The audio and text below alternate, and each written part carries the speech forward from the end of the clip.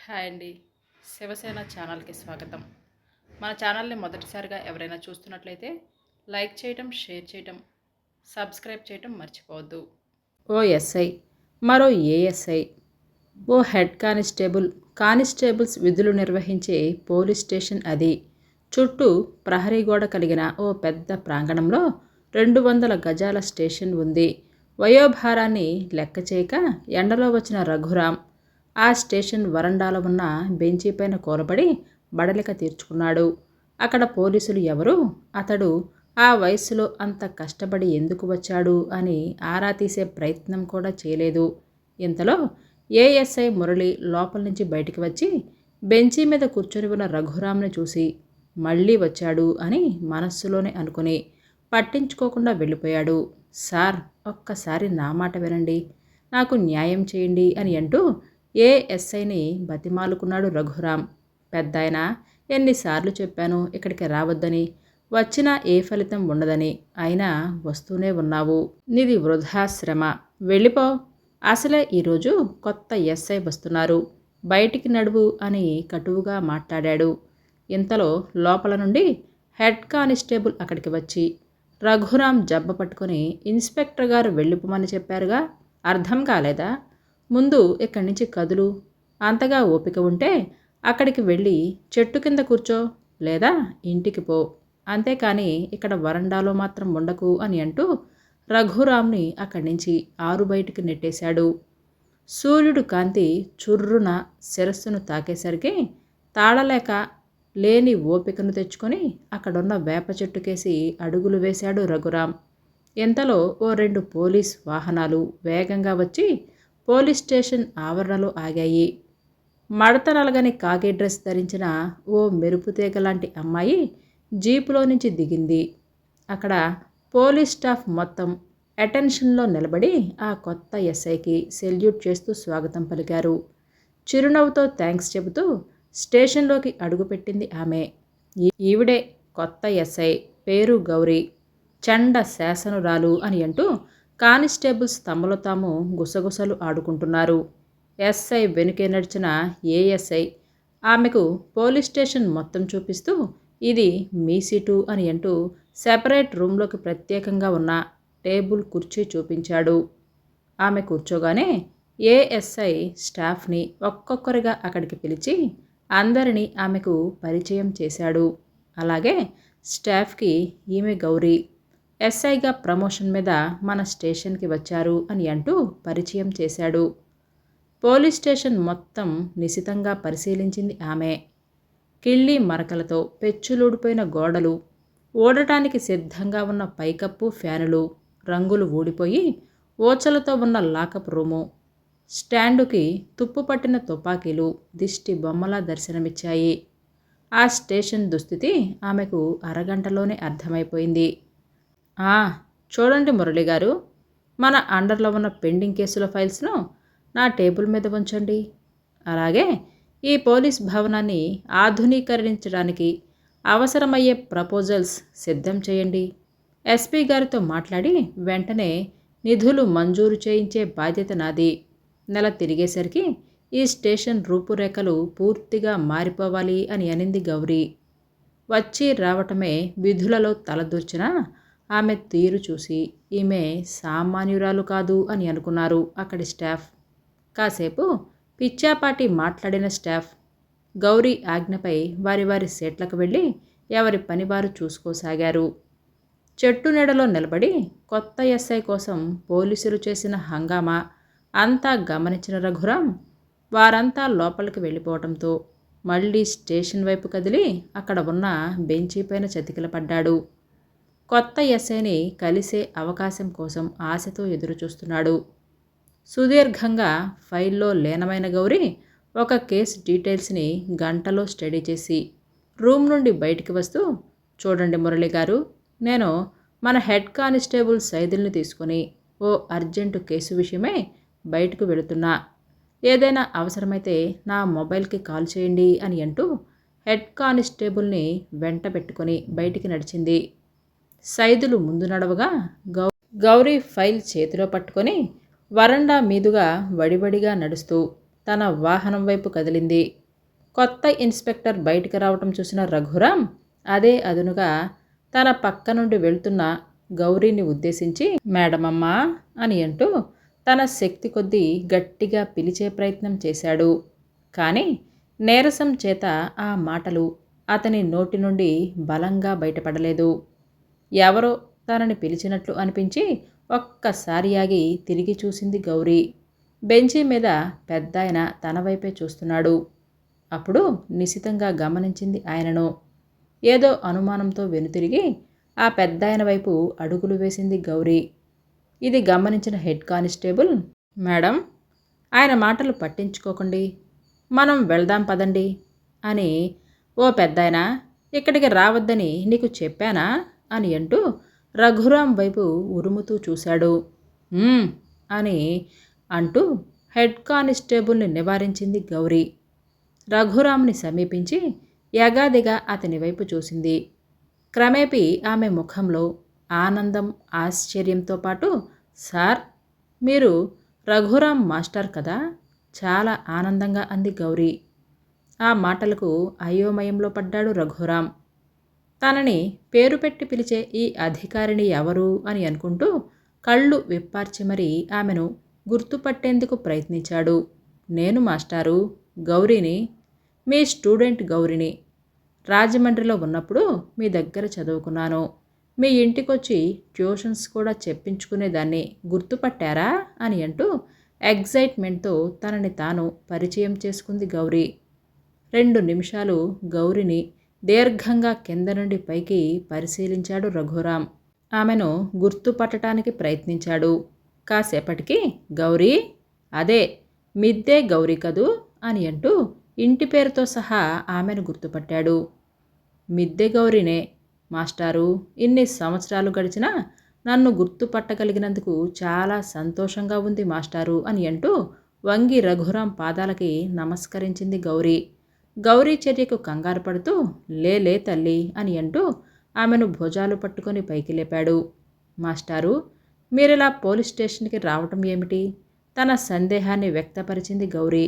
అదే అని అంటూ సైదులుకేసి సందేహిస్తూ చూశాడు రఘురాం. అది గమనించిన గౌరీ, సైదులు, నువ్వు నాతో రానవసరం లేదు, డ్రైవర్ కూడా అవసరం లేదు, నేనే వెళ్తా, నువ్వెక్కడ వేరే పని చూసుకో అని చెప్పి, మాస్టారు, మీరు నాతో రండి, మనం వెళుతూ మాట్లాడుకుందాం అని అంది. రఘురాం ఆమెనే అనుసరించాడు. గౌరీ స్వయంగా డ్రైవ్ చేసుకుంటూ జీపును తిన్నగా ఓ పెద్ద హోటల్ ముందు ఆపింది. లేడీ ఇన్స్పెక్టర్ తమ హోటల్కి రావటం చూస్తే కాస్త కంగారు పడ్డాడు. అక్కడ మేనేజర్ స్వయంగా వచ్చి వారికి ఏం కావాలో అడిగాడు. మంచి స్ట్రాంగ్ కాఫీ 2 పంపు అని అంది గౌరీ. నిమిషాలలో పొగలు కక్కుతున్న 2 కాఫీలు వారి టేబుల్ పైకి వచ్చాయి. రఘురాం కాఫీ అందుకుని ఊదుకుంటూ కొంచెం కొంచెం సిప్ చేశాడు. కాఫీ గొంతులో పడేసరికి అతని ముఖంలో కొంత రిలీఫ్ కనపడింది. మాస్టారు, ఇప్పుడు చెప్పండి, పోలీస్ స్టేషన్తో అసలు మీకేంటి పని అని అడిగింది గౌరీ. అది మా అమ్మాయి సంధ్య, నీకు గుర్తుండే ఉంటుంది కదా, ఆమె విషయమే మాట్లాడదామని వచ్చాను అనేసరికి, సంధ్యాన, గుర్తు లేకపోవటం ఏమిటి మాస్టారు, నేను సంధ్య ఒక ఈడు వాళ్ళమేగా, నాకంటే సంధ్య 1 సంవత్సరం పెద్దనుకుంటా, అక్క అని పిలిచేదాన్ని, అందరూ మేమిద్దరం అక్కా చెల్లెలా ఉంటామని అనేవారు, మా ఇద్దరికి చాలా పోలికలున్నాయని మీరే స్వయంగా అనేవారు. సంధ్యక్కకి ఏమైంది, బాగుంది కదా, ఆతృతగా అడిగింది గౌరీ. అది సంధ్యకు 2 ఏళ్ల క్రితమే పెళ్లి చేసి పంపాను. కొన్నాళ్ళు వాళ్ళ కాపురం బాగానే సాగింది. కానీ గత కొద్ది రోజులుగా అటు అత్తింటివారు, ఇటు భర్త సంధ్యను ఏదో ఒక వంకతో వేధిస్తున్నారు.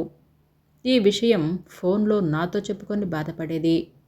వారి కాపురం సజావుగా సాగటానికి నేను చేయవలసిన ప్రయత్నమంతా చేశాను. అయినా ఫలితం లేదు. ఒకే ఊరిలో ఉంటున్నా ఏడాదిగా ఒక్క రోజు కూడా వాళ్ళు సంధ్యని పుట్టింటికి పంపిన పాపాన పోలేదు. మేం వెళ్ళి కలుద్దామన్నా కలవనివ్వటం లేదు.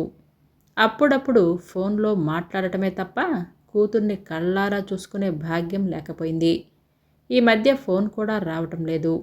విసిగిపోయి ఇక పోలీసుల్ని ఆశ్రయించక తప్పలేదు. కానీ మీ వాళ్ళు కంప్లైంట్ తీసుకోవటం లేదు. అందుకే పోలీస్ స్టేషన్ చుట్టూ తిరుగుతున్నాను అని అన్నాడు. గౌరికి విషయం అర్థమై చాలా బాధపడింది.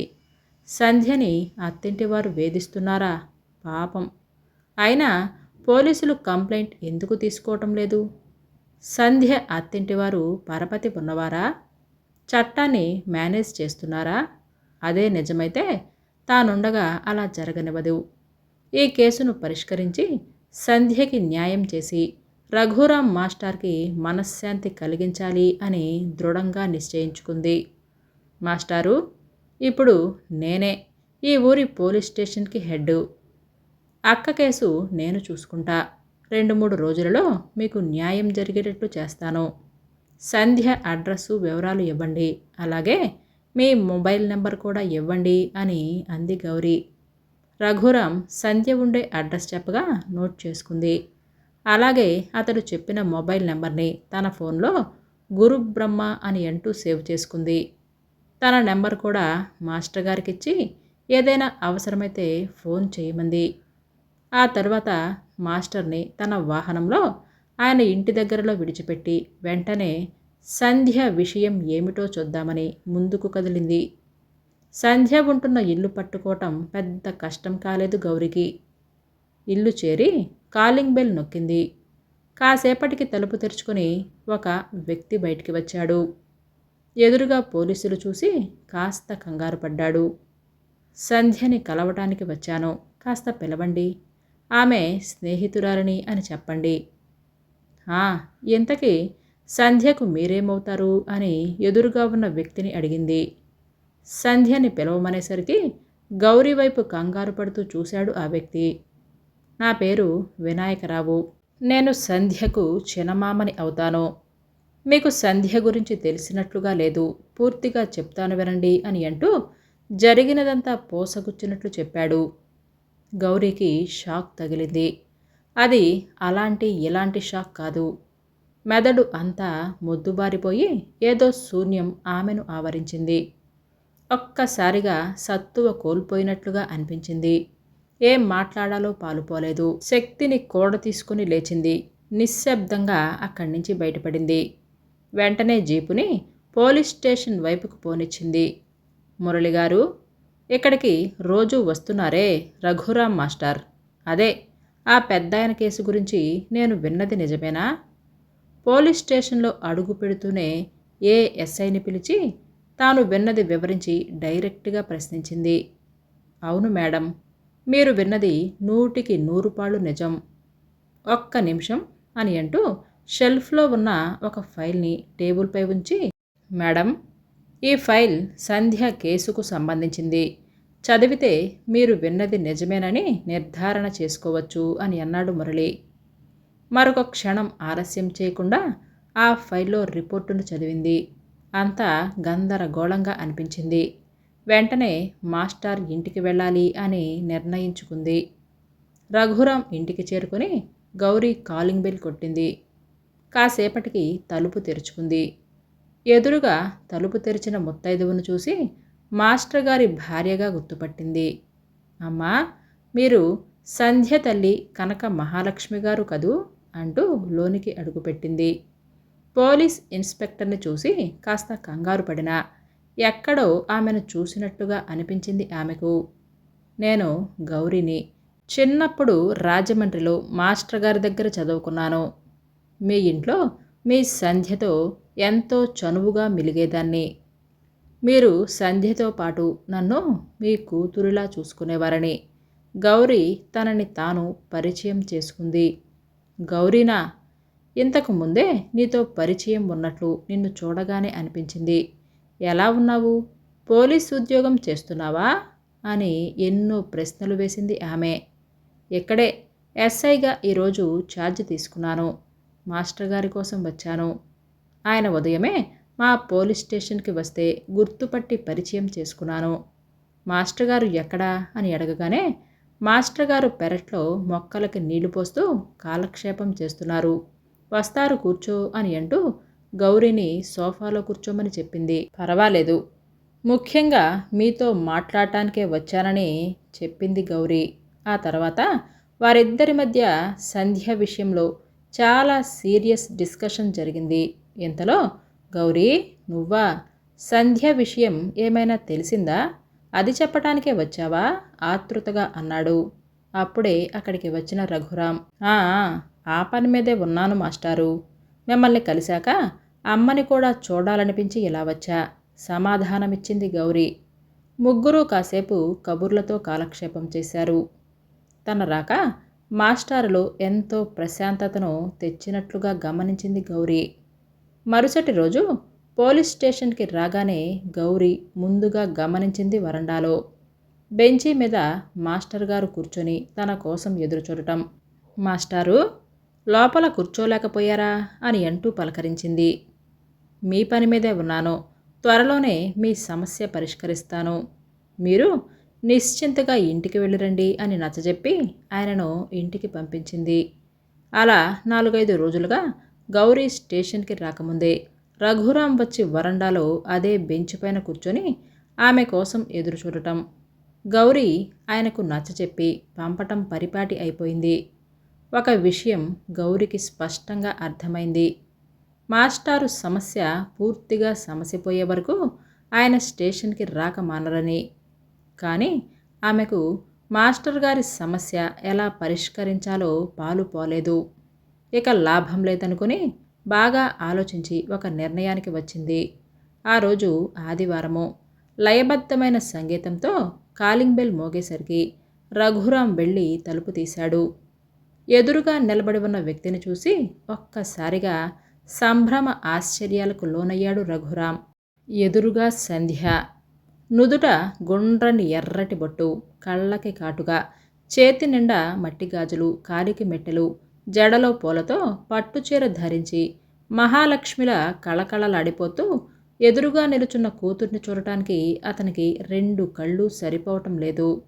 అమ్మా సంధ్య, నువ్వా తల్లి? ఎన్నాళ్ళకొచ్చావు? రామ్మా రా అని అంటూ హడావుడి చేశాడు రఘురాం. తిరిగి కనకం, ఇలా రా, ఎవరొచ్చారో చూడు అని అంటూ భార్యను పిలిచాడు. కనక మహాలక్ష్మి బయటకు వస్తూ సంధ్యను చూసి ఆశ్చర్యపోయింది. అమ్మా సంధ్య, నువ్వా? ఇన్నాళ్ళకి అమ్మ గుర్తుకొచ్చిందా అని అంటూ ఆమెను గుండెలకు హత్తుకుంది. తర్వాత ఇద్దరూ లోపలికి తీసుకుని వచ్చారు. కనక మహాలక్ష్మి వేడివేడి ఫిల్టర్ కాఫీ తీసుకొచ్చి కూతురికిచ్చింది. సంధ్యకు చెరోవైపు కూర్చొని ముగ్గురు ముచ్చట్లో పడ్డారు.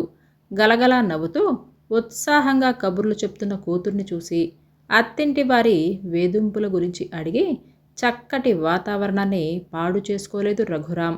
సంధ్యతో మాట్లాడుతూ చిన్నపిల్లవాడు అయిపోయాడు. తమ మధ్య జరిగిన ఎన్నో మధుర జ్ఞాపకాలను నెమరు వేసుకున్నాడు. కనక మహాలక్ష్మి కూతురొచ్చిన సందర్భంగా రకరకాల వంటలు చేయటానికి ఉపక్రమించింది. తల్లికి సహాయంగా వంటగదిలోకి వెళ్ళింది సంధ్య. వారికి దగ్గరలోనే కుర్చీ వేసుకొని కూర్చొని వారి ముచ్చట్లను ఆనందంగా వింటూ మధ్య మధ్యలో మాట కలుపుతున్నాడు రఘురాం. చాలా రోజుల తర్వాత తృప్తిగా భోజనం ముగించిన రఘురాం భార్య అందించిన తాంబూలం వేసుకొని కుర్చీలో సేద తీరాడు. ఇంతలో సంధ్య అక్కడికి వచ్చింది. సంధ్య, సాయంత్రమే వెళ్ళిపోవాలా? మరో 2 రోజులు ఉండకూడదు అని అన్నాడు. లేదు నాన్న, మా వాళ్ళకి వచ్చేస్తాను అని మాట ఇచ్చాను. మళ్ళీ నేను మిమ్మల్ని చూడటానికి రావాలంటే నా మాట నిలబెట్టుకోవాలి కదా అని సమాధానమిచ్చింది సంధ్య. పక్కనే కూర్చొని ఎన్నో కబుర్లు చెప్పింది తండ్రికి. సాయంత్రం చీకటి పడేసరికి, నాన్న నేను బయలుదేరుతున్నాను, క్యాబ్ బుక్ చేశాను, మరికొద్దిసేపట్లో వస్తుంది అని అంది సంధ్య. ఇంతలో కనక మహాలక్ష్మి ఓ పళ్ళెంలో పట్టుచీర, రవిక, పసుపు కుంకుమలతో పాటు తాంబూలం తీసుకొచ్చి సంధ్యకిచ్చింది. అవి తీసుకుంటూ తల్లి తండ్రుల పాదాలకు నమస్కరించింది సంధ్య. మనస్ఫూర్తిగా వాళ్ళు కూతుర్ని దీవించారు. క్యాబ్ రావడంతో సంధ్య తిరుగు ప్రయాణమైంది. క్యాబ్ బ్యాక్ డోర్ తీసి సర్దుకొని కూర్చొని లోపల నుంచి తల్లిదండ్రుల వైపు చెయ్యి ఊపింది. మెల్లగా కారు ముందుకు కదిలింది. రఘురాంకి అప్పటికప్పుడు ఏదో గుర్తొచ్చేసరికి వెంటనే చేతిలోని మొబైల్ తీసి ఫోన్ చేశాడు. సంధ్య చేతిలోని ఫోను స్క్రీన్ మీద గురుబ్రహ్మ అన్న పేరుతో ఇన్కమింగ్ కాల్ వచ్చేసరికి చిన్నగా నవ్వుకుంది. సోమవారం ఉదయం పనివారం మొదటి రోజు కావటంతో పోలీస్ స్టేషన్ వద్ద జనం తాకిడి ఎక్కువగా ఉంది. గౌరీ ఆ రోజు చాలా టెన్షన్తో స్టేషన్లో అడుగుపెట్టింది. ఆమె కళ్ళు అక్కడ మొదటిగా వెతికింది వరండాలో ఉన్న బెంచీని. ఖాళీగా దర్శనమిచ్చేసరికి ఒక్కసారిగా ఊపిరి తీసుకుంది. చాలా రిలీఫ్గా అనిపించింది. వెంటనే ఆమె ముఖంలో చిన్న ఆనందం తొంగి చూసింది. మాస్టర్ గారి సమస్యను పరిష్కరించాను అనే తృప్తి ఆమెలో నెలకొంది. అంతే, గౌరీకి ఆ రోజు కనక మహాలక్ష్మితో సీరియస్గా డిస్కస్ చేసిన విషయం అనుకోకుండా గుర్తుకొచ్చింది. ఆయన కంప్లైంట్ ఇవ్వటానికి మీ స్టేషన్కి ఇంకా వస్తున్నారన్నమాట మెల్లగా అంది కనక మహాలక్ష్మి. అంటే మీకంతా తెలుసన్నమాట అని అంది గౌరీ. కన్న కూతురు అత్తారింట వేధింపులకు గురై చివరికి వారి చేతిలో ప్రాణం పోగొట్టుకుంది. ప్రస్తుతం తన భర్తతో సహా అత్తింటి వారు మొత్తం జైలు శిక్షను అనుభవిస్తున్నారు. కానీ అంతకన్నా ఎక్కువ శిక్ష మేము అనుభవిస్తున్నాం. అల్లారు ముద్దుగా పెంచుకున్న కూతురు అనంతలోకాలకి వెళ్ళిపోయింది అనే నిజాన్ని ఆయన జీర్ణించుకోలేకపోయారు. మానసిక ఒత్తిడికిలోనే ఇంకా కూతురు బతికే ఉందని, అత్తవారింట్లో కష్టాలు అనుభవిస్తుందని, ఆమెకు అత్తింటి చెర నుండి విముక్తి కల్పించాలనే భ్రమలో పోలీస్ స్టేషన్ల చుట్టూ తిరుగుతున్నారు. మతి స్థిమితం ఉన్నట్లే. అయితే ఒక్క కూతురు విషయంలో తప్ప మిగతా విషయాలలో మామూలుగానే ప్రవర్తిస్తారు. ఊర్లో ఒకరిద్దరు డాక్టర్లకు చూపించిన ఫలితం శూన్యం. ఏనాడో నేను చేసుకున్న పాపం. ఒకవైపు కన్న కూతురు పోయి మరోవైపు భర్తని ఈ స్థితిలో చూస్తున్నానని కన్నీరు పెట్టుకుంది కనక మహాలక్ష్మి. గౌరీ ఆ మాటలు విని చలించిపోయింది. ఉబికి వస్తున్న కన్నీటిని ఆమె ధరించిన కాకి బట్టలు అడ్డు తగిలాయి. లేదమ్మా, సంధ్యను తీసుకొని రాలేకపోయినా మాస్టర్ గారిని మామూలు మనిషిని చేసే బాధ్యత నాది. మంచి సైకియాట్రిస్ట్ని సంపాదిస్తా. ఈ సమస్యకు పరిష్కారం దొరకపోదు, నన్ను నమ్మండి అని అంటూ హామీ ఇచ్చి ఆమెను ఊరడించింది గౌరీ. గుడ్ మార్నింగ్ మేడం అని అంటూ మురళి సెల్యూట్ చేసేసరికి ఆలోచనల నుండి బయటపడి ఈ లోకంలోకి వచ్చింది గౌరీ. మాస్టర్ మామూలు మనిషి కావటానికి సైకియాట్రిస్ట్ చెప్పిన ప్రకారం తన పాత్రతో పాటు కనక మహాలక్ష్మి గారి సహకారం తీసుకొని తన కూతురు సంధ్యల వేషం వేసుకొని మాస్టర్ గారి మనసుకు సంతోషాన్ని కలిగించింది. తన శిష్యురాలుగా రఘురాం గారికి చేయవలసిన సహాయం చేసింది. ఇంతలోనే మురళి పలకరింపు గుర్తొచ్చి గుడ్ మార్నింగ్ అని అంటూ మురళిని తిరిగి విష్ చేసి, ఎస్, ఇవాళ నిజంగా నా జీవితంలో శుభోదయం అని మనస్సులో సంతోషంగా అనుకుంది గౌరీ.